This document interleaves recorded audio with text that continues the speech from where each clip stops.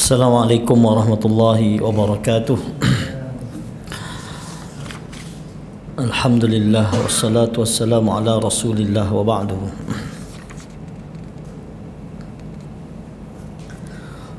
Qala al-muallif rahimahullahu ta'ala talbis sufi hingga malas menekuni ilmu syariat. Dalam bab muka surat 389 muka surat 389 berkenaan dengan ilmu. Ini satu tipu daya iblis yang sangat dahsyat kepada golongan yang kita bincangkan sekarang ni, golongan sufi lah. Penulis rahimahullahu ta'ala, pengarang kata, ketahuilah tipuan pertama iblis kepada manusia adalah menghalangi dari ilmu agama. Ni tipuan utama sekali. Bila kita jahil dengan agama ni, maka kita akan terjebak dalam banyak benda sehingga kemuncak dia kepada kesyirikan dan juga kepada kekufuran. Jadi ini tipuan utama. Sebab ilmu adalah cahaya. Ilmu itu adalah cahaya Allah. Ketika cahaya lentera manusia dapat dipadamkan, iblis pun leluasa untuk menyesatkan mereka dalam kegelapan seperti yang ia inginkan. Batu Allah, bila mula-mula Allah turunkan Nabi Adam ke bumi ni, Allah kata benda, qulna bitu minha jami'a fa imma ya'tiyannakum minni huda. Allah kata tak, apabila datang padamu petunjuk daripadaku, faman tabi'a hudaya fala khaufun alaihim wa lahum yahzanun. Siapa-siapa yang ikut petunjuk, maknanya dengan ilmu wahyu ni akan selamat. Tiba-tiba bila ditipu, tipu daya iblis menjauhkan kita daripada ilmu, ini sebesar-besar tipu daya yang merosakkan manusia.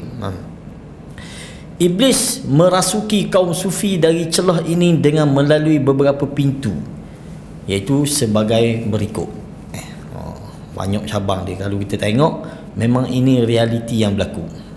Yang pertama, dia kata iblis menghalangi majoriti sufi dari ilmu. Iblis membuat mereka merasa bahawa mempelajari atau mengamalkan ilmu memerlukan jerih payah serta keletihan. Iblis juga menjadikan mereka lebih menyukai hidup santai, hingga mereka akhirnya lebih memilih untuk mengenakan pakaian tampalan, berpura-pura menjadi orang zuhud. Ni ucapan kata-kata Imam Ibn Jauzi lah, dengan pakaian yang lusuh dan sebagainya. Dan duduk-duduk menganggur, tidak mau menuntut ilmu. Itu sikap yang ada di segelintir ahli sufi. Mereka hanya suka hidup secara zuhud dan sebagainya, dan beramal sekadar-sekadar hak dia ada, dia beramal. Ini kita panggil abid. Golongan abid yang tidak bersungguh dalam menuntut ilmu. Sedangkan kita kata amal tanpa ilmu ni boleh bawa kepada kerosakan lebih teruk daripada bawa kepada petunjuk. Mana-mana amal yang dilakukan tanpa ilmu. Imam Asy-Syafi'i rahimahullahu ta'ala menegaskan tasawuf didirikan atas dasar kemalasan. Ini dinisbah kepada Imam Syafi'i. Ucapan ni siapa ni, Ibn Jauzi, dia kata ini ucapan Imam Asy-Syafi'i dalam mana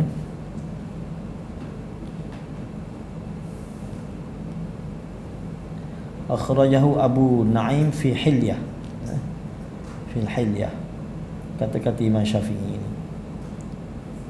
Dia kata tasawuf mabniun alal kasal. Tasawuf ni dibina di atas malas menuntut ilmu. Jadi dia ambil jalan mudah, jadi sufi. Lalu orang akak juga disebabkan kesufian dia. Dan dia tu berlaku dalam masyarakat kita pun dia berlaku. Dia boleh kata orang ni dia dok ngaji tapi dia alim. Kok celah mana dia alim begitu tak tahu. Ada seorang di tempat kita meninggal dah. memang semayang pakai niat, tapi masyarakat anggap dia haling. Kok celohan ni kita kata. Dia haling tu kata. Tak. Ini sikap sebab cara mudah, jalan mudah dengan dia masuk ke alam zuhud dia, alam tasawuf dia, tanpa dia belajar, tanpa dia ada ilmu, tiba-tiba orang akak juga dia. Macam sehari dua baru ni mari walaupun dia tak mengajar kitab, tak buka kitab, bang seorang habib mari tadi tu tapi cahaya Islam tu masuk ke dalam hati-hati manusia. Kan ucapan kita kata sedap mudah gitu. Dah payah buka kitab, dah payah apa, tapi Islam, orang memahami Islam. Mana boleh lagu tu boleh. Islam ini dipelajari. Para nabi pun belajar, dia bukan lagu tu, dia boleh dengan ilmu Allah lah. Sama ada ilmu perantara Jibril alaihissalam ataupun ilmu direct daripada Allah. Penjelasan perkataan Imam Syafi'i ini di atas sebagai berikut. Imam Ibn Jauzi sebut penjelasan tentang ucapan Imam Syafi'i, tasawuf dibina di atas. Kalau kita tengok Imam Syafi'i ini ada beberapa kata-kata kerah dia terhadap golongan tasawuf.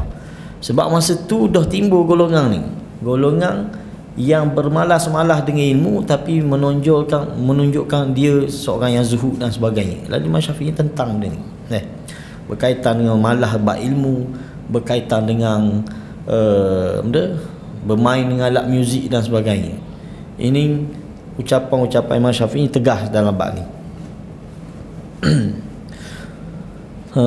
Dia kata tujuan jiwa manusia ialah mendapat kekuasaan ataupun kesenangan duniawi. Ini penjelasan Imam Ibn Jauzi. Sedang mencari kesenangan duniawi tersebut dengan menuntut ilmu terlebih dahulu, memerlukan waktu yang lama dan memerah tenaga. Memerlukan waktu yang lama. Memang ngaji ni dia mana boleh sekejap-sekejap, dengan masa yang lama. Itu pun belum dipastikan apakah tujuan tersebut akan tercapai atau tidak. Belum tentu lagi. Kita ngaji lama masuk pondok ke Mesir mana, belum tentu boleh ilmu lagi. Bayangkan orang tak ngaji tu tiba-tiba dakwa boleh ilmu. Pelik. Orang hak ngaji pun Mesir mana belum tentu boleh lagi. Hak bersungguh dah tu tinggal kapung, tinggal apa, belum tentu boleh. Tiba-tiba sebahagian golongan sufi dia mendakwa dia ada ilmu tanpa belajar. Dia boleh sebut hadis mana apa mana. Hai, kok mana ni Sementara kaum sufi ini, mereka ingin segera mendapat kekuasaan serta kesenangan duniawi sehingga menampakkan kezuhudan. Sebab dengan cara seperti ini, kekuasaan dan kesenangan duniawi boleh mereka dapatkan dengan lebih cepat. Tanpa belajar, tanpa benda, orang sanjung juga dia disebabkan kezuhudan dia dan sebagainya. Terdengar tadi seorang puji adalah di malah tak mau sebut nama tapi dia puji Masya Allah, seorang yang dianggap wali lah di sebelah utara tu orang. Dia kata begini dia puji. Yang kita kata abik ni orang istilah kita tok lebar lah. Tok lebar ni kita akui sekiranya dia ni orang yang mulazamah dengan amal soleh. Dan amal soleh tu yang menepati syariat lah. Bukan dia ada-adakan tak. Dia beramal, dia berjalan puasa. Dia kata dia ni puasa setiap hari puasa. Bercanggah dah situ kita kata. 5 hari je setahun dia tak puasa. Selain pada tu dia puasa pula ke dia kata. Setiap hari dia puasa. Kita kata amal soleh ke gitu. Buka pula tak makan kurma. Dia sebut tengah tak makan kurma, makan nasi secawang, air segelas, dan dia anggap ini sebagai seorang yang hebat, tak, mulut masing dan sebagainya. Itu sebab dengan jalan mudah, tak payah belajar, tak payah pergi nutup pahaman, tak, tapi dianggap sebagai keramat dan sebagainya. Itu satu anggapan yang silap lah kita kata.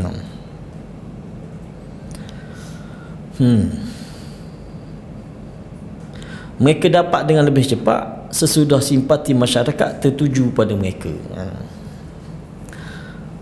Beza dengan ulama tasawuf dulu. Dulu ulama yang sufi, yang dianggap tasawuf dan sufi dulu, mereka alim dalam bidang ilmu. Mereka alim dalam bidang ilmu. Abu Hafs bin Syahin radhiyallahu rahimahullah taala berkata, di antara para sufi ada yang mencela ulama serta menilai mereka yang sibuk dengan ilmu seperti pengangguran. Dia kata orang belajar ni dia kurang beramal, jadi dia kata dia sibuk dengan belajar. Nampak tak? Itu talbis kat atas mereka. Mereka menganggap mari ngaji ni bukan beramal dia kira. Lah padahal inilah sebesar-besar amal. Menuntut ilmu ni jalan untuk menuju amal yang soleh. Tak? Man salaka tariqan yaltamisu fihi ilma sahhalallahu lahu tariqan ilal jannah. Nabi kata siapa-siapa yang menuju lalu satu jalan untuk menuntut ilmu, maka Allah mudahkan satu jalan untuk menuju akhirat, menuju syurga. Tiba-tiba dia kata ini satu benda yang membazirkan masa dia. Sepatutnya 10 tahun, 15 tahun dia habis masa dengan belajar tu, sepatutnya dia habis masa dengan berzikir, dengan beramal. Dia kira itu dianggap pengangguran lah. Mereka menegaskan ilmu kami diperolehi tanpa perantara. Ni sedap lagi.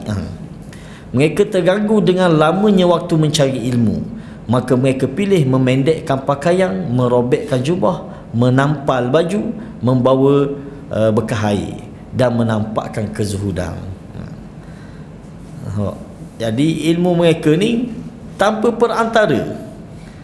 Istilah kita kak dia panggil ilham. Ilham ahli sunnah tak nafi adanya ilham.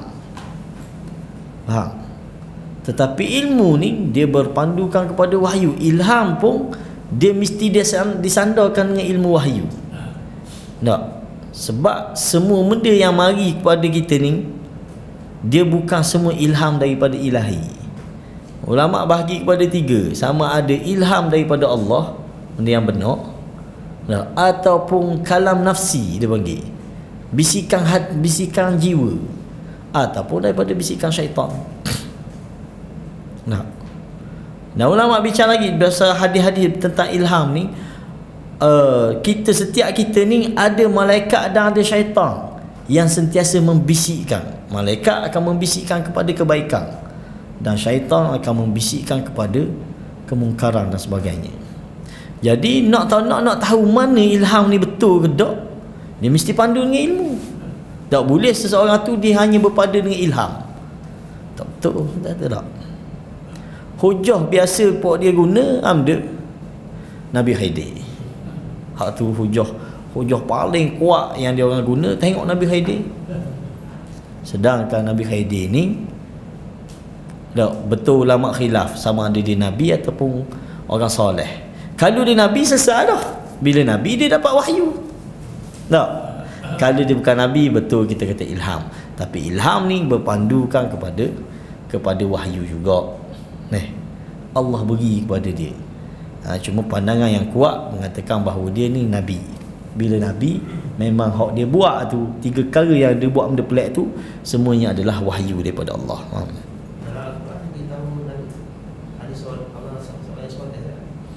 Tak ada. Dia sebut lagu tu lah. Tapi ulama berkhilaf dalam bab tu, sama ada dia orang soleh ataupun dia tu.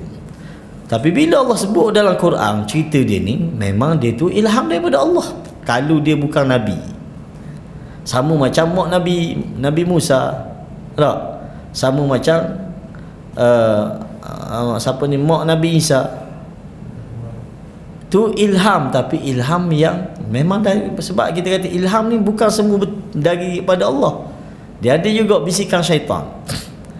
Jadi nak tahu betul tak betul ni kena adu dengan ilmu, kena adu dengan wahyu.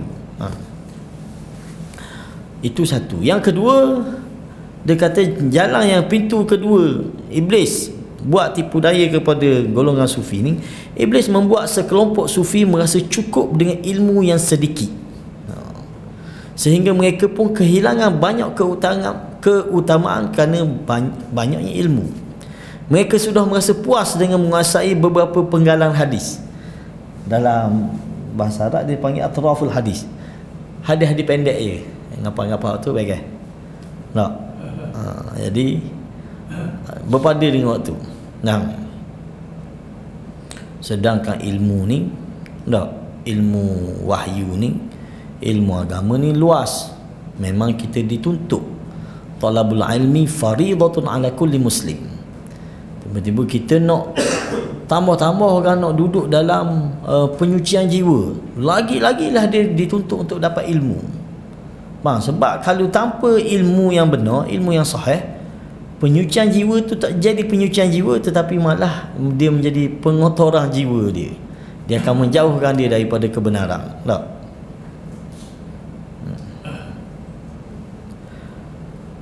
Mereka sudah merasa puas dengan menguasai beberapa penggalan hadis, atraful hadis dia panggil.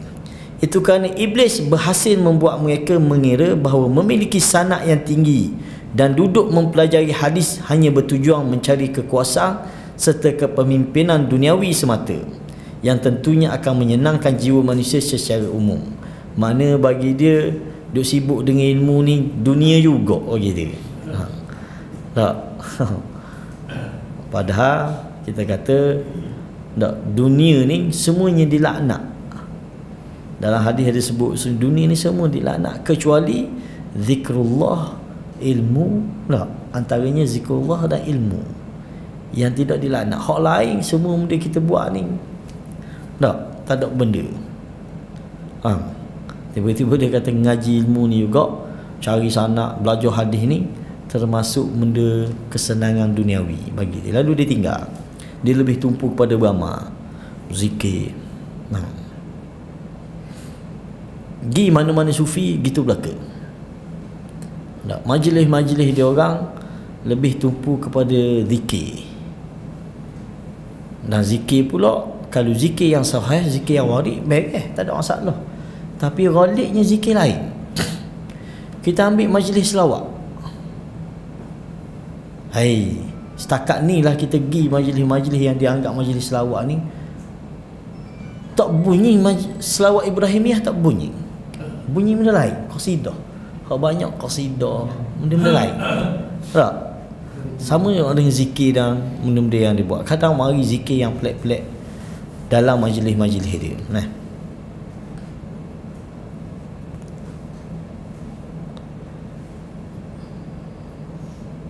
Cara untuk mengungkap sekaligus menepis tipu daya iblis ini adalah dengan menyadari bahawa tiap kedudukan tinggi pasti mempunyai risiko serta keutamaan tinggi pula. Untuk rak balik pandangan yang mengatakan belajar ni nak cari dunia juga, dapat kesenangan tak? Dunia juga dengan belajar menuntut hadis, menuntut benda ni dunia. Jadi dia kata, jadi memegang tampuk kekuasaan, menjadi juru pengadil dan menjadi seorang mufti, semua ini merupakan posisi yang memiliki risiko tinggi, tapi posisi disenangi jiwa manusia dan mempunyai keutamaan besar. Semua risiko itu ibarat duri yang ada di sekitar bunga mawar. Nah, itu umpama yang disebutlah, asyauq indal wardi. Kita nak capai dulu kena melalui jalan payah ni dulu, kena menuntut ilmu dulu. Orang beri jawatan jadi mufti ke, benda ke, dia tak akan jadi di situ melainkan dengan ilmu. Dengan ilmu. Maka keutamaan tersebut harus tetap dicari, sementara petaka dan bencana yang ada di sekitarnya harus dihindari. Tu baru betul. Ni dia kata, oh kayak belajar-belajar orang naik jadi mufti, boleh piti, boleh gaji benda dunia. Lah, hak tu petaka. Kalau dia belajar kerana semata-mata untuk kejar dunia, salah dia. Tak? Adakah oleh kerana dah belajar pun cari dunia kau, baik dah belajar lah. Nah, tak betul gitu. Tak. Belajar tetap kena belajar. Dia kata, tak, keutamaan tersebut harus tetap dicari. Keutamaan ilmu ni. Tetapi malapetaka di hadapan ni, kejar dunia, riak, tak, dan sebagainya ni perlu dihindari. Macam isu lepas lah kita baca kan, isu pakai atas pada buku lali. Bila pakai atas buku lalu berasa sombong juga. Tak payah pakai. Tak boleh lagi tu. Sebab sunnahnya memang kita disyariatkan pakai atas pada buku lali pakaian kita bagi orang lelaki. Tak. Kesombongan perlu dibuang lah. Kalau ada sikap sombong kena buang. Itu salah. Tapi sunnah memakai atas pada buku lali ni tak boleh tinggal. Sama macam bab menuntut ilmu saat ni. Cinta kekuasaan ditanamkan di dalam jiwa manusia untuk meraih semua keutamaan di atas. Seperti halnya keinginan menikah ditanamkan dalam jiwa manusia guna mendapatkan keturunan. Dan dengan ilmu, niat seorang alim pun semakin lurus. Seperti ucapan Yazid bin Harun. Dia kata dengan ilmu lah boleh jaga kita, boleh baiki niat kita, boleh baiki panduan hidup kita. Apa kata Yazid bin Harun? Awalnya kami menuntut ilmu kerana selain Allah, dia kata. Kadang-kadang mula mari belajar ni kerana mungkin nak CJ ke, mungkin tak. Tapi bila lama-lama belajar, dia kata kami menuntut ilmu kerana selain Allah, kemudian ilmu enggan didapat selainkan Allah. Allah tak akan beri, tak? Sehinggalah dibetulkan.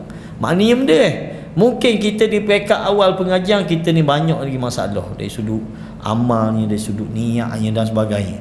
Tapi bila belajar maka dibaiki amal kita, dibaiki niat kita. Gitu betul. Jangan dia kena ni kaki kemuncak dia dunia juga, maka dia anggap belajar ni adalah dunia. Untuk belajar ilmu hadis, mengapa Quran kaki orang panggil al-hafiz, maka tidak ikhlas dah. Kena tetap belajar, kena tetap menuntut, kena tetap menghafal.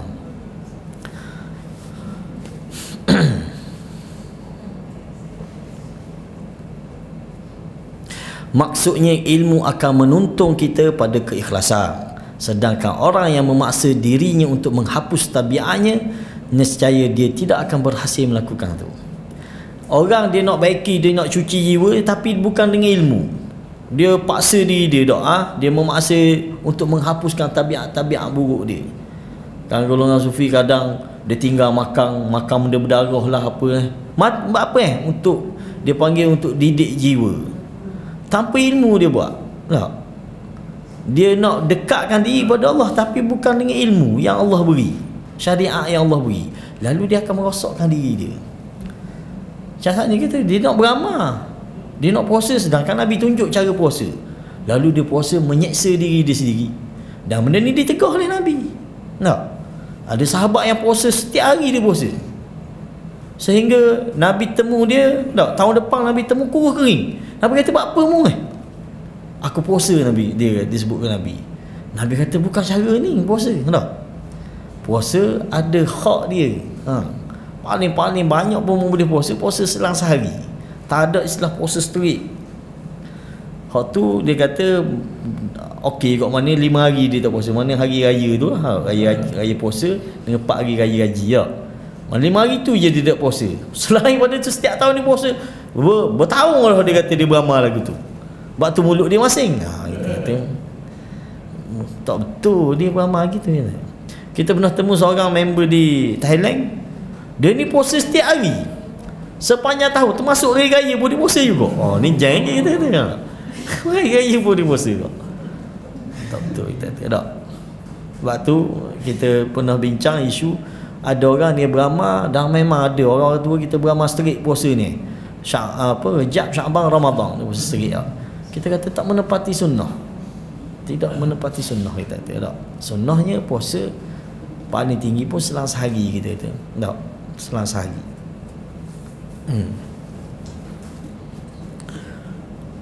Jadi itu kata-kata Imam Ibn Jauzi. Tak.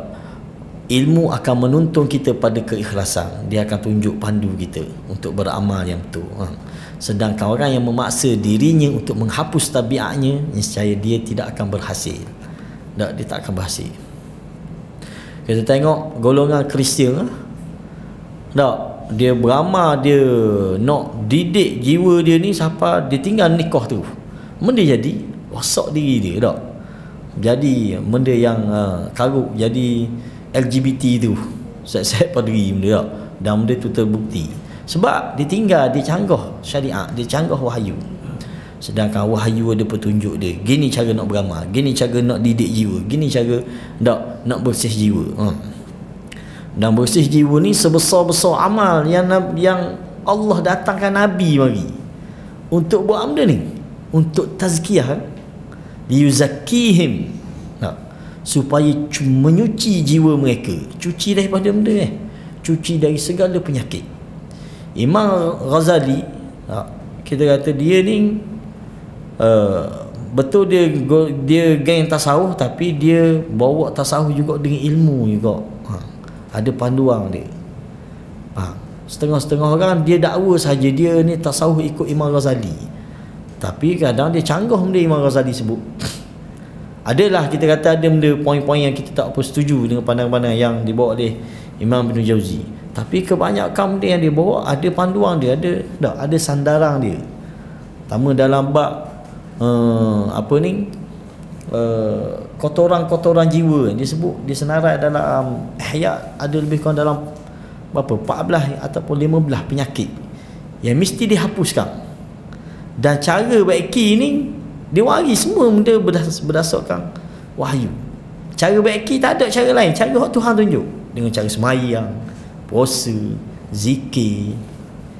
Cuma dia tinggal saja cara yang dia sebut dalam kitab Ihya. Jihad fi sabilillah dia tak sebut. Dan itu antara cara untuk penyucian jiwa.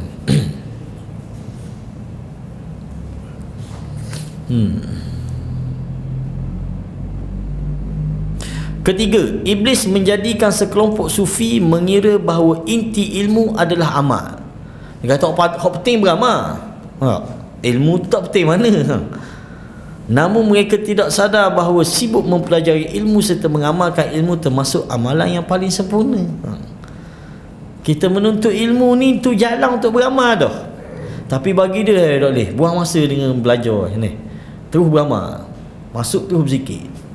Pergi kat geng-geng tarikat, dia tak ada benda lain, dia mari-mari terus dia beri zikir, beramal, tanpa kita tahu mari mana sumber-sumber zikir ni.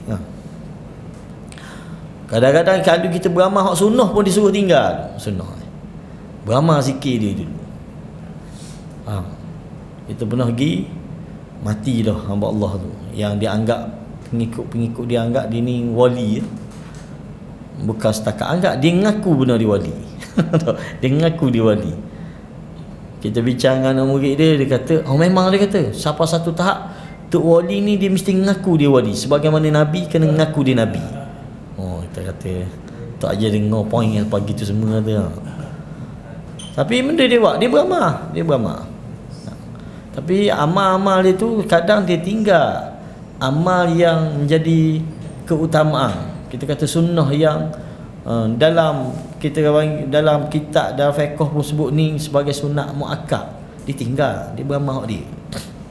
Contoh kita ambil solat rawatib, solat ba'diyah lepas maghrib, tu sunnah muakkad. Boleh katakan sepakat semua mazhab kata ni sunnah muakkad yang dituntut. Semayang sunat 2 rakaat selepas semayang maghrib. Tapi oleh kerana dia ikut tarikat Tok Syekh dia ni, dia tinggal benda tu. Sebab lepas semayang terus dia masuk zikir Tok Syekh dia. Dia tinggal habis zikir-zikir Nabi baca semua tak ada belaka. Baca zikir Tok Syekh dia baca. Sampai pukul apa? Pukul 9, pukul apa. Dia zikir. Tak gerak, dia tak tinggal tempat semayang dia. Sehinggalah selesai zikir dia tu. Tak tahulah berapa ratus, berapa ribu dia berzikir. Tapi itulah zikir dia baca. Dah banyak dia zikir la ilaha illallah je. La ilaha illallah, la ilaha illallah. Betul lah zikir la ilaha illallah, tapi kita tinggal keutamaan lain, mensabah. Tak mensabah kita. Sama juga ustaz kita dulu pernah dia masuk tarikat di mana Ulu Dungung ke mana. Dia mari-mari kita pernah cerita dah. Dia terima ijazah zikir ni, lalu dia beramal. Bila beramal ada gangguan, jing main kacau. Dia duduk di Ulu Dungung tu, di bukit mana dia duduk tahu. Duduk dalam pondok dan kelambu pula berzikir. Setiap seorang duduk dalam kelambu masing-masing. Kalau takut nyamuk tak apalah, tak salah. Tapi kalau memang syariat memang kena duduk kelambu, kita kata benda lain. Tapi tengah duduk berzikir ni kena gangguan. Jin kacau semua. Lah dia pergi ngadu ke Tok Syekh tarikat dia ni. Apa ni? Gangguan, kena ganggu semua ni. Nak tidur, nak apa kena ganggu. Tok Syekh tanya dah, mu selain baca zikir aku beri mu beramah dia lagi. Dia kata beramah baca al-mulk sebelum tidur. Oh, dia kata tinggal lah. Tok Syekh kata buang duk tu. Beramah zikir aku ni dulu. Nampak tak? Jadi siapa tahap tu? Jadi sebab punca utama dia kita kata adalah dia tak berdasar dengan ilmu. Dia beramal tanpa ilmu. Jadi bagi mereka inti ilmu adalah amal. Namun mereka tidak sadar bahawa sibuk mempelajari ilmu serta mengamalkan ilmu termasuk amalan yang paling sempurna. Di sisi lain, meski perjalanan amal seorang alim sangat singkat, sungguh dia berada di jalan yang lurus. Mungkin kita kata Tok Alim ni dia ngaji sepanjang hidup dia ngaji apa berapa tahun, 10 tahun, 15 tahun, 20 tahun dia ngaji. Habis ngaji duk sekejap mati. Mana singkat masa beramal bagi pok tasawuf ni. Padahal sepanjang 15 tahun, 10 tahun dia belajar, itulah amal dia. Tak? Itulah masa beramal dia. Dan kalau kita perhati, orang lain kita tak tahu lah, kita tengok diri kita sendiri, masa zaman belajar lebih banyak lagi beramal pada zaman zaman luar belajar ni lah. Zaman belajar tu jangan zikir pagi petang dok tinggal ni. Zaman pas habis belajar, pas nikah, pas apa ni, waktu legai, hak ni legai lah. Maknanya zaman belajar tu zaman emas kita tak. Bagi dia itu masa singkat.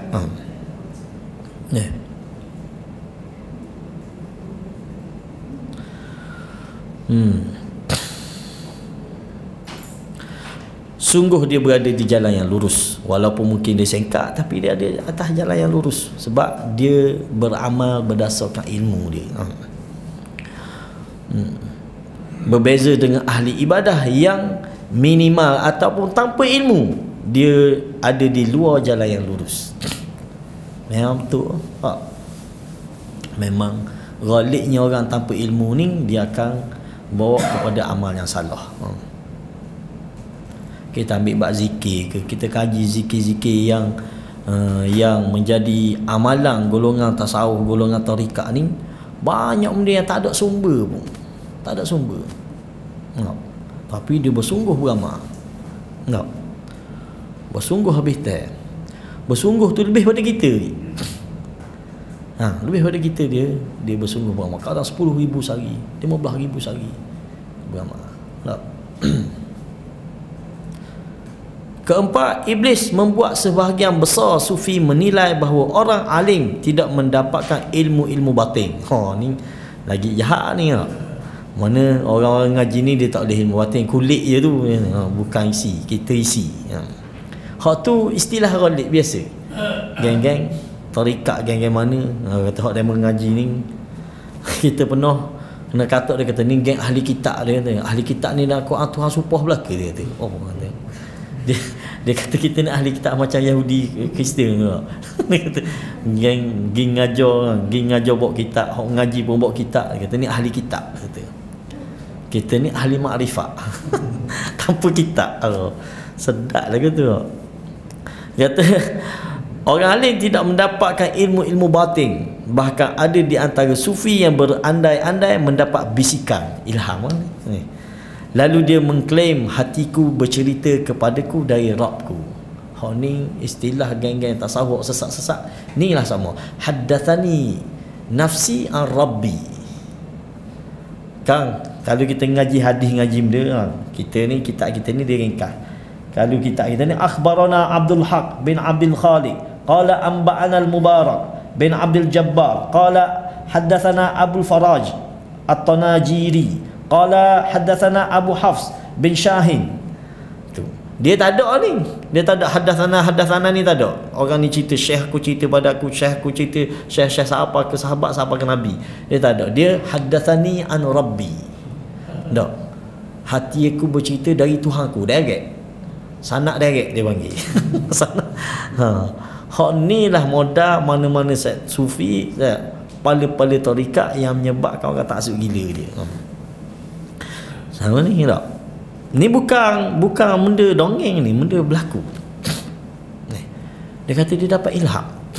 Dalil tadi Nabi Khidir dapat ilham. mak Nabi Musa dapat ilham, dah saya pun dapat kau, dia kata. Hatiku bercerita kepadaku dari Rabbku. Kita sebut dah ahli sunnah terima ilham ni. Ilham benda ada, benda yang kita tidak nafi, tak? Tetapi ilham mesti berpandukan ilmu. Tak boleh kita bersandar dengan ilham saja. Dan ilham dia tak mari dalam bentuk reka amal ke, tak. Ilham ni Allah beri ilham kita untuk melakukan kebaikan. Kalau ilham kepada para ulama menjelaskan ilmu, bukan dia wari ilmu baru, bukan dia wari amal baru. Saya dapat ilham, minum kopi, Allah ampuni dosa. Bukan, tu bukan bentuk ilham, itu bisikan syaitan lagi tu. Ilham dia bentuk macam tadi, macam Nabi mak Nabi Musa dapat ilham. Itu ilham kita panggil. Dan tersebut ulama ahli sunnah bahagikan ilham, dia ada ilham daripada Allah dan ada bisikan syaitan. Mana-mana yang menepati Quran dan sunnah tu ilham daripada Allah, itu kebaikan. Dan itu bisikan malaikat. Dalam hadis ada disebut setiap kita ni ada bisikan dari malaikat dan ada bisikan daripada syaitan. Itu. Jadi mana-mana ilham yang mari tapi bercanggah dengan Quran dan sunnah, ataupun mengada-adakan benda baru tu dalam agama, tu memang betul dari syaitan. Itu adalah bisikan syaitan. Kalau Maulana Abdul Hadi tegah lagi, dia kata mana-mana yang bukan bersumberkan wahyu, semua bisikan syaitan. Orang beramal kan, dia mari mana tak ada dalam wahyu ni, bisikan syaitan. Memang kalau kita perhati mana-mana amal yang dibuat oleh ahli bid'ah ni, kadang tak ada sanad pun, tak tahu siapa pun buat. Orang pertama buat tu dah tahu siapa. Macam tadi soalan cikgu, orang berzikir dari Johor sampai ke Kelantan, berzikir lepas mayang, wisalangnya benda pak kita berzikir. Dia sebut ada ayat Quran, alhamdulillahilladzi dah. Setakat hari ni kita doklah kata secara jazam bahawa tu tak ada, tapi setakat hari ni tak temu lagi dalam mana-mana hadis, sama ada hak sahih ke hak dhaif ke, bahawa Nabi ni lepas wisalam baca ayat ni. Tak temu kita. Kalau siapa-siapa yang temu, tak kira lah apa, boleh share. Tapi setakat ini tak temu. Kita ngaji bab zikir Nabi, zikir-zikir selepas solat ni, kita ngaji dah dalam dalam Bulughul Maram kita ngaji. Kita ngaji dalam mana kitab kita ngaji, dalam Hisnul Muslim. Tak temu dalam adkar kita baca, tak temu zikir yang lepas mayat wisalang saja baca ayat ni. Tapi hak ni lah dilazimi dari Johor sampai Kelantan di Malaysia kita ni. Gilah mana pun wisalang saja tu.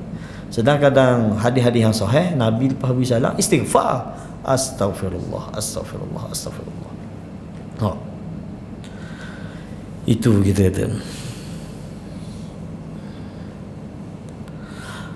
Ash-Shibli berkata, apabila mereka menuntut diriku dengan ilmu warak, tu dia ada syair dia, ilmu warak ni ilmu kertas lah, ilmu dalam kitab. Dia ada syair dia.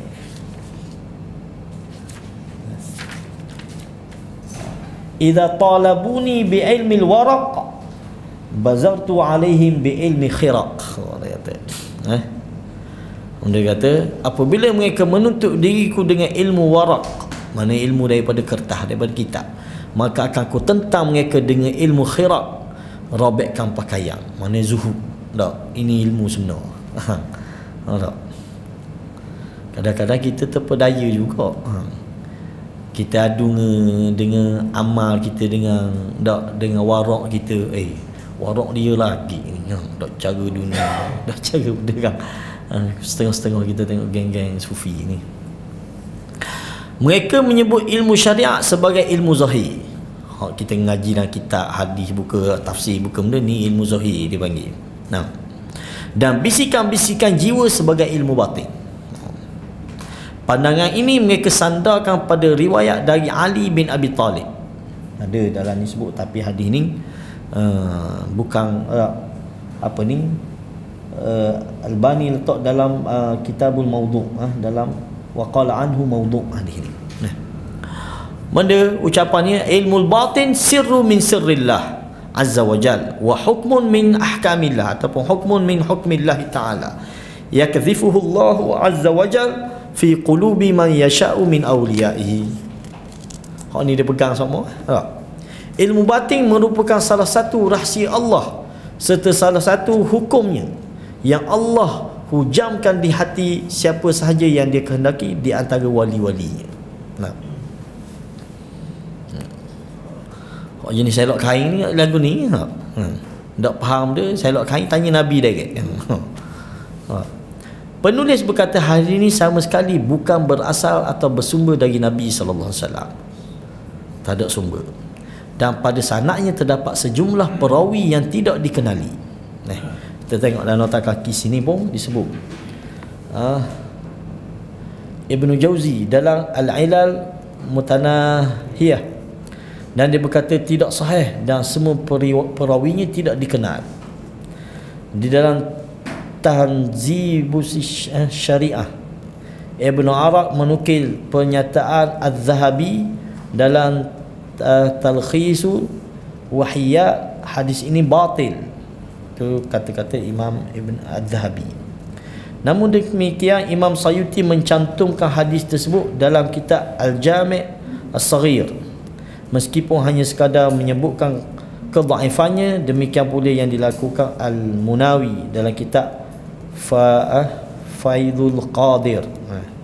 Sedangkan Albani mencantumkan hadis tersebut di dalam kitabnya Silsilah Ad-Dha'ifah, dan dia memastikan kepalsuannya. Albani kata hadis ni palsu. Ulama-ulama awal kata hadis ni dhaif. Tentang ilmu batin itu merupakan salah satu rahsia Tuhan.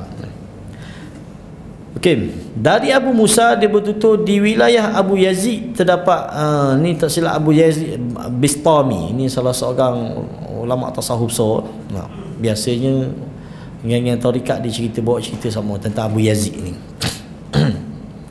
Terdapat seorang faqih, sosok ulama di kawasan tersebut. Ulama ini kemudian mendatangi Abu Yazid dan berkata, aku mendengar banyak hal aneh tentang dirimu. Tengok ulama dulu, dengar benda pelik-pelik terus pergi jumpa direct.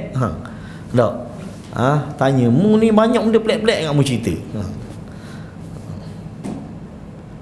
Maka Abu Yazid menjawab, keanehanku yang belum kamu ketahui lebih banyak lagi. Hak tu mu baru tahu. Hak ada hak mu tak dengar lagi pelik lagi. Bagus ni. Sang faqih berkata, ilmumu wahai Abu Yazid, kamu dapatkan dari siapa dan dari mana? Itu kaedah dia. Kita bila dengar seorang cakap tentang ilmu, tanya dari mana mari. Sammu rijalakum. Sebab kaedah dia ilmu. Al-isnadu minad din. Sandaran ilmu kita kena tahu dari mana kita ambil. Seseorang mesti dikenali siapa guru dia, dari mana dia belajar. Tiba-tiba tak tahu belajar kat mana, tiba-tiba boleh mengajar kau ceramah. Pelik lah. Mesti ada sanad ilmu yang jelas. Lalu syekh ni tanya, ulama ni tanya, dari mana mu ilmu yang mu dapat ni?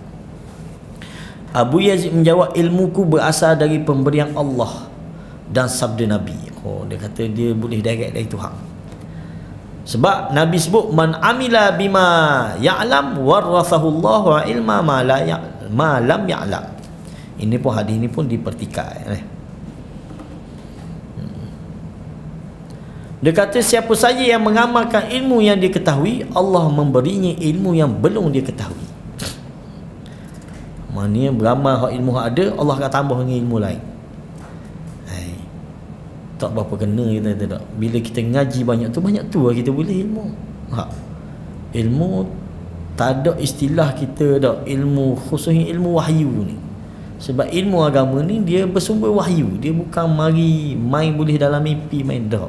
Dia tak ada sumber lain. Sampai sembang lah. Sembang kecang lagu mana kalau bukan bersandarkan wahyu, sama ada qala Allah qala Rasul, benda lain lah mu sembang tu. Walaupun mu sandarkan kepada agama. Tak. Walaupun mu sandarkan kepada agama. Al-ilmu ilman, ilmu zahir wa huwa hujjatullah ta'ala ala khalqih, wa ilmun batin wa huwa al-ilmun nafi'. Hadis ni hadis tersebut merupakan hadis maudhu', palsu. Ilmu itu ada dua jenis, ilmu zahir dan ia adalah hujjah Allah atas makhluknya, iaitu kita ngaji ni lah, syariat ni dipanggil ilmu zahir. Ilmu batin ia adalah ilmu yang bermanfaat. Faham? Kita boleh terima ilmu batin ni ilmu beramal, ilmu orang yang beramal, tak? Tapi dia kena ada ilmu zahir ni, ilmu syariat ni mesti dipelajari.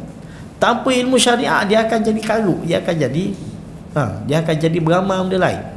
Sebab amalan mesti bersumberkan wahyu. Dia tak boleh main ikut dang dia nak beramal benda, dia nak reka benda, tak boleh tak. Ilmumu wahai syekh dinukil dari lisan ke lisan melalui proses belajar, sedangkan ilmuku iaitu ilham dari sisi Allah. Ni kata Abu Yazid. Dia hujah syekh ni. Sang faqih menanggapi jawapan Abu Yazid tersebut, ilmuku dari orang-orang terpercaya, dari Rasulullah sallallahu alaihi wasallam, dari Jibril, dari Rabbku. Syekh ni kata, ilmu aku boleh sebutmu, maknanya sanak aku gini. Tak? Hadis ni aku terima dari orang-orang yang rijal dia, tak? Orang-orang yang dipercayai, thiqah kita panggil. Aku terima ilmu ni dari orang thiqah. Sehinggalah sampai ke Nabi, dan Nabi terima dari Jibril ambil direct daripada Allah Subhanahu Wa Taala. Itu ilmu aku. Abu Yazid lantas berseru kepada dia hujah lagi. Wahai Syekh, Nabi sallallahu alaihi wasallam mempunyai ilmu dari Allah yang tidak diketahui oleh Jibril maupun Mikail. Nampak? Syekh berkata, benar, namun aku ingin memastikan kebenaran ilmu yang engkau sampaikan itu, apakah benar ia berasal dari Allah? Itu persoalan dia. Tak? Geng-geng tarikat ataupun geng-geng tasawuf ni, dia dakwa dia dapat ilmu ilham. Betul dah ilham daripada Allah? Takut bisikan daripada syaitan yang mu pegang. Tak? Sebab nak tahu betul tak betul ilham tu datang daripada Allah, dia mesti menepati wahyu. Dia tak akan bercanggah dengan wahyu. Tak? Dia tak akan bercanggah dengan wahyu. Abu Yazid menegaskan, baiklah, akan aku jelaskan hal ini sesuai kadar makrifat dalam hatimu. Abu Yazid menjelaskan, wahai Syekh, engkau tahu bahawa Allah pernah berbicara langsung kepada Musa. Maknanya Tok Syekh Abu Yazid ni pun maknanya ada ilmu jugalah, uduh-uduh pun tak. Tapi dia lebih dia nak ayat dia ada ilmu ilham yang tak ada pada Syekh ni. Dan juga dia berbicara kepada Muhammad dalam keadaan beliau melihatnya secara bertatap muka. Ini masa Isra' wal Mi'raj. Engkau tahu pula bahawa mimpi para nabi itu merupakan wahyu. Syekh ni jawab, ya, tentu saja aku mengetahuinya. Abu Yazid melanjutkan, apa kamu tidak tahu bahawa ucapan siddiqun serta para wali berasal dari ilham Allah, sedangkan faedah-faedahnya berasal dari sanubari mereka, hingga Allah menjadikan mereka menuturkan hikmah dan memberi manfaat bagi umat melalui mereka. Hak ni kita tak nafi ni, ucapan dia ni tak. Dan kita kata ilham benda yang ada. Allah anugerahkan ilham kepada wali-wali dia, juga kepada para ulama kita dalam menjelaskan ilmu. Tak? Dalam menjelaskan ilmu. Dan benda ilham ni dibincang oleh ahli sunnah kita. Ada riwayat dalam ni dia tak sebut. Dalam kitab teks Arab ni ada. Dia hari Imam Ibn Jauzi bawa ilham yang berlaku kepada Abu Bakar dan juga berlaku kepada Umar bin Khattab. Itu bentuk ilham. Sayyidina Umar kan ada kisah yang makruf ketika Sayyidina Umar tengah khutbah dan Sayyidina Umar sebut jabal lah kepada tentera yang sedang berperang di medan. Itu bentuk ilham yang Allah beri, dan itu berlaku. Begitu juga ilham yang Allah beri kepada Abu Bakar disebut dalam ni, tentang Abu Bakar kata seorang jariah tu, seorang dia dapat anak baby puang. Padahal masa itu tak ada scan pun, ada scan. Itu ilham yang Allah beri.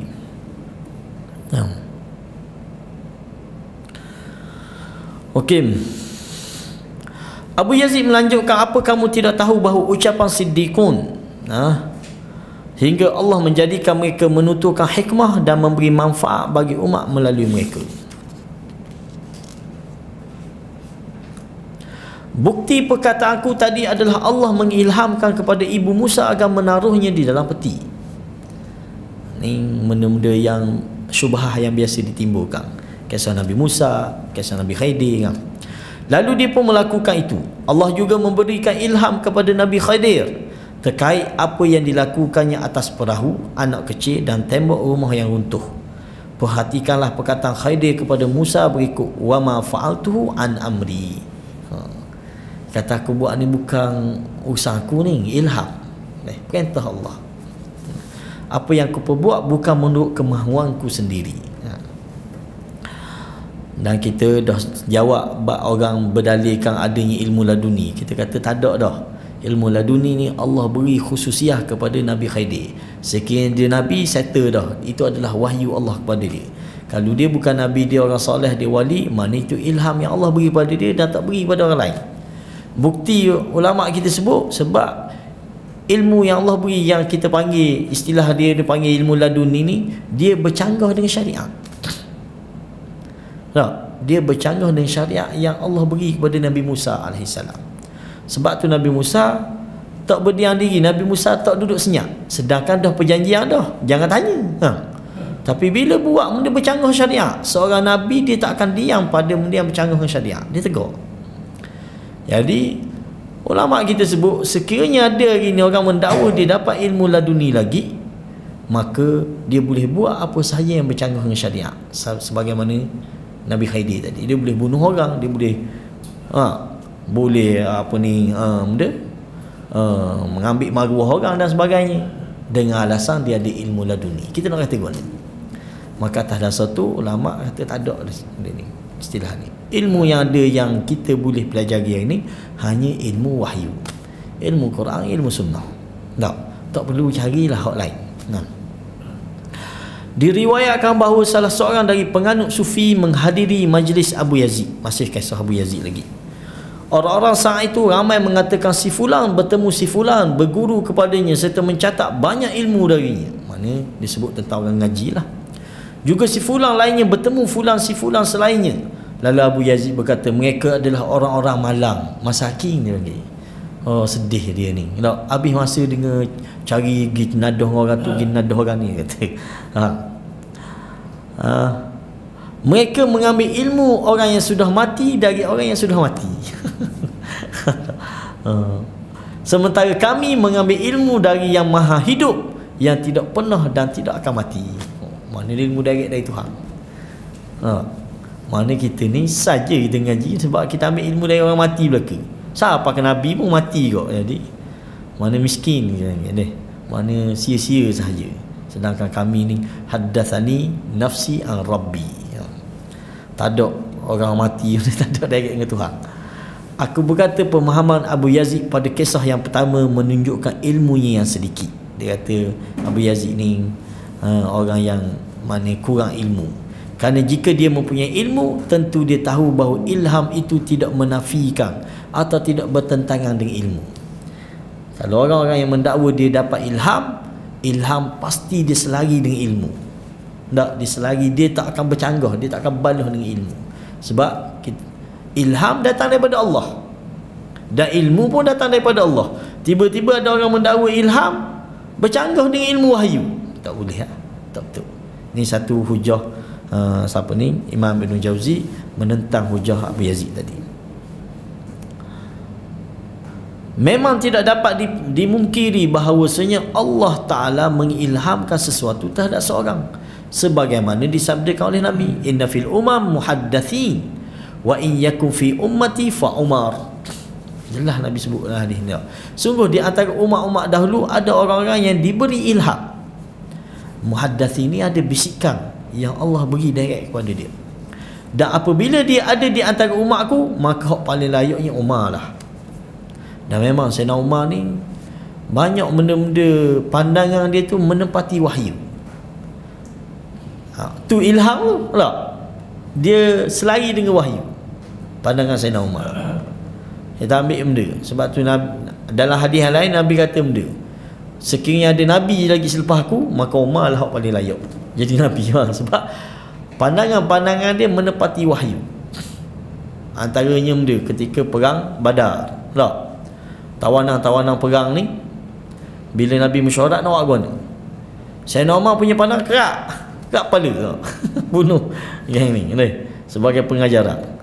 Abu Bakar punya pandangan, apa kata kita ambil tebusan daripada dia, mana-mana yang nak bebas dia kena ngajar budak-budak Madinah hak mana pandai ada ilmu tak, ilmu baca, ilmu nulis ni, ajar anak-anak Madinah baca menulis. Dan Nabi terima pandangan Abu Bakar. Lalu turun wahyu, Allah tak sebut wahyu selari dengan pandangan Umar. Lagi benda lagi, ada 2-3 isu yang Sayyidina Umar sebut menepati wahyu. Ini ilham kita panggil. Jadi pertama kita kata ilham mesti selari dengan wahyu. Dia tak boleh bercanggah dengan wahyu. Tak boleh bercanggah dengan wahyu. Yang dimaksud dengan ilham dalam hadis tersebut adalah ilham kebaikan.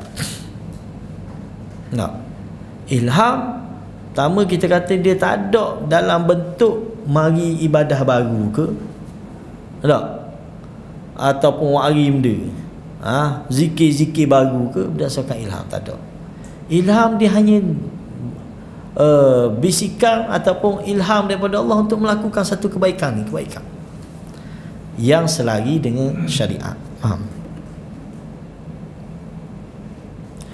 Hanya saja pada saat seseorang yang diberikan ilham mendapati ilhamnya berseberangan dengan ilmu, maknanya bertentangan dengan ilmu, maka dia tidak boleh mengamalkan ilham tersebut, sebab ilham tersebut berasal dari syaitan. Siapa-siapa yang mendakwa dia dapat ilham tapi bertentangan dengan ilmu, contoh mana dia kata saya dapat ilham semayang pakai niat je lah, tak, dia boleh beramal tak? Tak boleh, sebab dia bercanggah dengan ilmu lah, bercanggah dengan wahyu. Maka dia tidak boleh mengamalkan ilham tersebut sebab ia bukan daripada Allah dah. Itu adalah berasal dari syaitan, bukan berasal daripada Allah yang Maha Penyayang. Berkaitan dengan tindakan Khadir terhadap perahu, anak kecil serta tembok yang nak runtuh tu tak, pendapat yang kuat menegaskan bahawa dia adalah Nabi. Settle lah kalau kita tak, pandangan yang kuat dia kata dia adalah Nabi. Dan seorang Nabi tidak ada yang memungkiri boleh mengetahui akibat yang akan terjadi berdasarkan wahyu ilahi, bukan ilmu dia, berdasarkan wahyu. Tak? Kalau dia seorang Nabi, kalau dia bukan Nabi, mana itu adalah ilham. Ilham memang tidak sama dengan ilmu, namun ilham termasuk buah ilmu dan ketakwaan. Dia tak sama dengan ilmu. Sehingga orang yang berilmu dan bertakwa akan diberikan taufik untuk berbuat kebajikan dan diberi ilham agar menegakkan kebenaran. Itu tujuan ilham. Tak boleh kita hanya gantung dengan ilham. Tak apa, tak mengaji lah. Tak. Tunggu ilham daripada Allah je. Tak. Adapun kalau orang yang diberi ilham meninggalkan ilmu lantas mengatakan bahawa dirinya hanya berpegang pada ilham serta lintasan-lintasan fikiran, maka ini sama sekali tidak benar.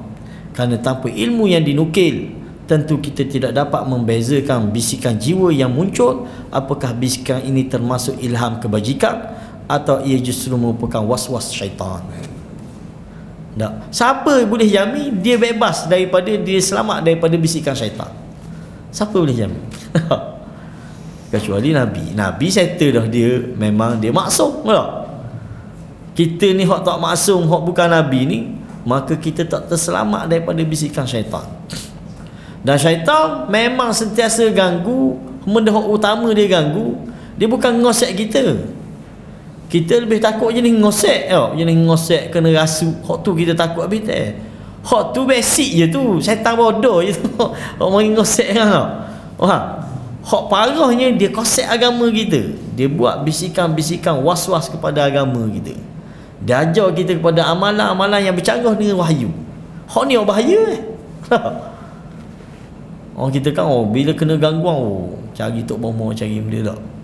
Tapi bila dia lari dia, bawa dia dengar bisikan-bisikan tentang benda-benda pelik-pelik. Hak tu dia berasa itu adalah anugerah. Lah, dia berasa tu anugerah. Jadi cara selamat mereka kena ngaji. Tak? Nak selamat kita ni memang dengan ngaji, dengan ilmu. Man yuridillahu bihi khairan yufaqihu fid din. Kena peganglah ni. Tak? Siapa-siapa yang Allah berkehendak nak beri kebaikan di dunia dan akhirat, Allah beri dia faham agama. Dan kebaikan yang kita dapat ni berdasarkan kefahaman, setinggi mana kefahaman agama yang kita ada. Sebanyak tu kita faham agama, sebanyak itulah kebaikan kita dapat. Lagi banyak kita faham agama, lagi banyaklah kebaikan yang kita akan dapat. Dunia dan akhirat. Perlu diketahui bahawa ilmu yang diperolehi melalui ilham yang dibenamkan dalam hati masih memerlukan ilmu yang dinukil melalui perantara seorang guru. Tak boleh hanya gantung pada ilham, mesti ada ilmu secara talaqi.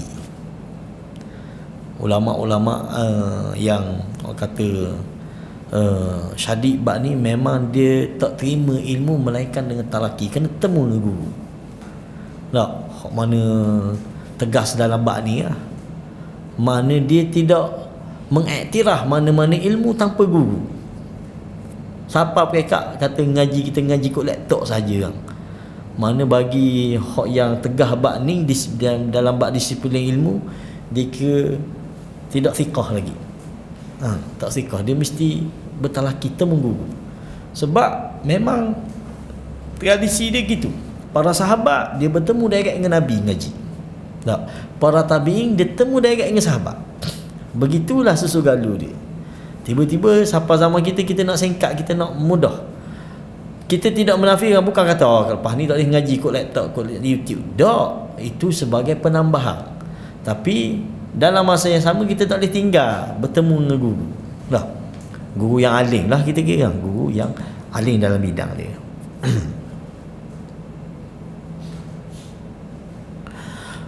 Perlu diketahui bahawa ilmu yang diperolehi melalui ilham yang dibenamkan dalam hati masih memerlukan ilmu yang dinukil melalui perantara seorang guru, talaqi maknanya. Seperti halnya ilmu logika, ilmu akli dia panggil, senantiasa memerlukan ilmu syariat. Tak boleh kita pandu ilmu logik saja, ilmu akal saja tanpa ilmu syariat. Sungguh ilmu akli itu dilaksana itu seperti apa ni kita panggil nutrisi ni benda. Makanan tambahan lah. Sedangkan ilmu syariat itu adalah obat. Makanan lah. Ilmu diibaratkan lagu tu sehingga satu sama lain tidak boleh saling menggantikan. Tak boleh makan obat saja. Orang sakit dia mesti makan juga. Dia tak boleh saya gantung obat je. Mana boleh, sebab tubuh kita perlu pada tenaga juga. Jadi dua-dua ilmu ni perlu.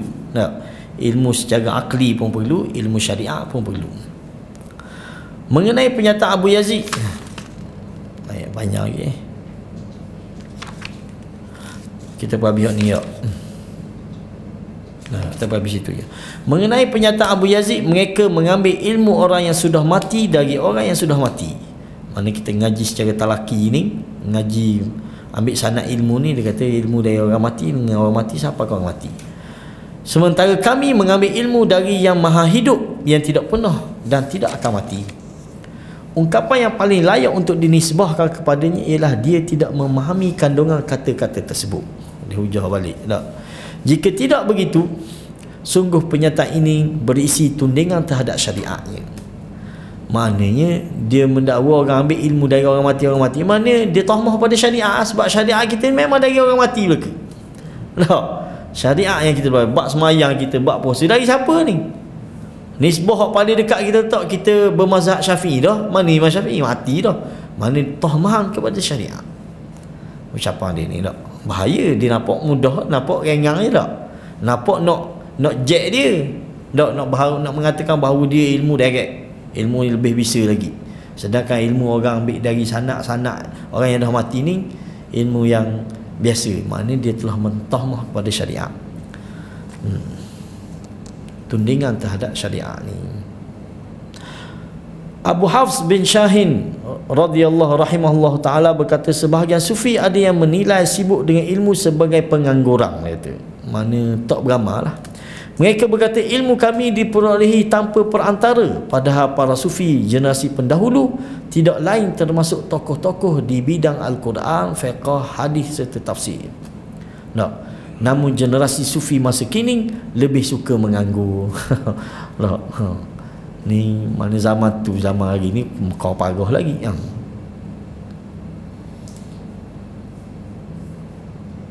Habis itu kok kita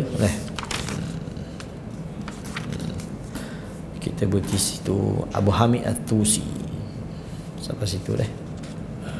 Segala tu itu antara talbis iblis kepada golongan sufi, sebahagian golongan sufi yang meninggalkan ilmu kepada syariat ni. Tak, tetapi mereka mendakwa mereka nak menyuci jiwa tanpa ilmu. Mana boleh. Kita kata penyucian jiwa mesti bersumberkan ilmu. Sebab para anbiya yang Allah utus semua mari misi utama mereka liyuzakkihim, tak, supaya untuk membersih jiwa mereka. Tak, maka nak tak nak mesti kita ambil ilmu penyucian jiwa ni daripada Nabi kita sallallahu alaihi wasallam. Oleh kerana itulah Imam An-Nawawi dia karang sebutir kitab benar, kitab Riyadhus Salihin. Benda tujuan dia nak mengajar bagaimana cara penyucian jiwa yang benar, yang bersumberkan wahyu, bersumberkan hadis Nabi sallallahu alaihi wasallam. Lalu dia susun bab-bab dia tu, bab susunan untuk penyucian jiwa. Orang yang berasa nak ngaji, nak belajar, nak bersungguh dalam penyucian jiwa, dia kena ngaji kitab ni. Dia tak boleh main nak berzikir saja dak, tanpa berdasarkan ilmu. Wallahu a'lam. Sekadar tu, subhanakallahumma wa bihamdika asyhadu an la ilaha illa anta astaghfiruka wa atubu ilaik.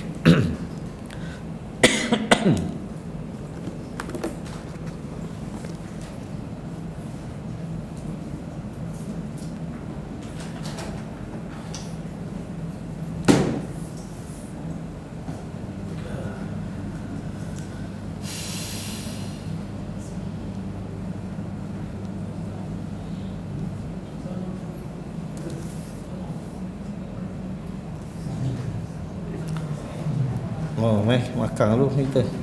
Kita ada soalan. Ustaz, kalau macam hidayah lah, hidayah sama dengan ilham. Maksud mana hidayah? Hidayah ni, hidayah dia bagi dua pula hidayah. Dia ada hidayah taufik dan dia ada hidayah irsyad. Nah, hidayah taufik ni lebih kurang dengan ilham, sebab dia mari dari dalam. Hidayah taufik ni Allah campakkan taufik kepada kita untuk buat kebaikan. Itu bentuk hidayah taufik. Tak ada orang ajak, tak ada orang benda pun, tiba kita mari berasa pergi belajar lah, pergi semai surah hari ni. Mana tu kita panggil taufik daripada Allah. Hidayah tu. Satu lagi hidayah irsyad. Hidayah irsyad ni kita tak ada pun, tak ada mikir pun nak pergi surah, nak pergi dengar ya. Tapi mari orang you tunjuk kita, jarak kita, member kita ke WhatsApp, jom kita pergi. Itu dia panggil hidayah irsyad. Benda ilham lebih kurang dengan hidayah tadi. Tapi dia ke arah kebaikan, ke arah kebajikan. Dia tidak bercanggah dengan ilmu. Hak tu penting kita kena faham. Jangan mari ilham tapi bercanggah dengan syariat. Tak boleh. Itu bukan ilham, itu bisikan. Hak tu benda yang kita kena perhati. Kena apa dak? Kena orang kata kena ngaji lah. Kena ngaji untuk membezakan. Sebab tanpa ilmu kita tak akan beza. Tak akan beza.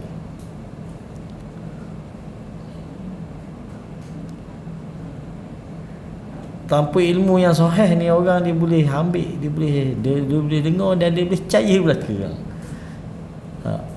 Kita pernah dengar ada orang tu cakap, dia percaya hok cerita kata siapa, Firaun ada perjanjian dengan Tok Wali dalam sungai, dalam laut. Dia percaya.